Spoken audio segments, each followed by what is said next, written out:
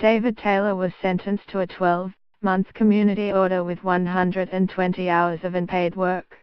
A retired chemical analyst who made an explosive of the type used in the 7/7 bombings has avoided jail. David Taylor's home in Goka, near Huddersfield, was raided last year after an internet service provider alerted police that he was buying chemicals online. The 71-year-old had used his purchases to make two types of explosives: hexamethylene triperoxide diamide, HMTD, which was used in the 7/7 bombings, and petererythritol tetrarate, PET. But Leeds Crown Court heard yesterday that he has no political affiliations and merely made them as a hobby. Bashir Ahmed, prosecuting, said, "These chemicals are unstable and cause serious damage and harm if they do indeed explode. These chemicals have no commercial use because they are obviously dangerous. Comments from experts indicate that any amount of friction, heat or impact could cause an explosion, and they are very volatile chemicals. They should only be used in a controlled environment."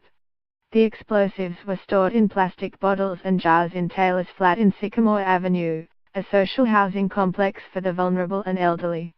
Police and the Army Explosive Unit searched his home on April 1, 2016. Taylor, who previously worked as a chemical analyst at Imperial Chemical Industries, ICI, and studied chemistry at Huddersfield Polytechnic, admitted that he had a keen interest in fireworks and said he was using the chemicals to make fireworks. The court also heard that he had been making fireworks from the age of 6 and was from a different age when you could buy fireworks over the counter. He had started to apply for an explosives license through the Home Office but had not completed the application. Taylor's home in Goka was raided last year after an internet service provider alerted police that he was buying chemicals online.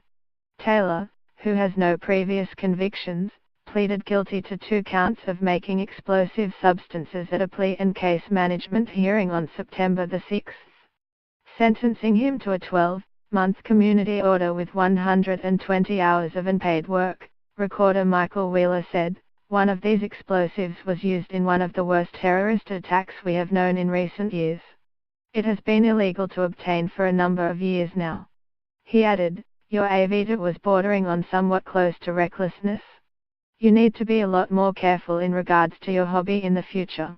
The judge also made a forfeit and destruction order for any remaining chemicals seized from Taylor's house to be destroyed, and he was ordered to pay an £85 victim surcharge.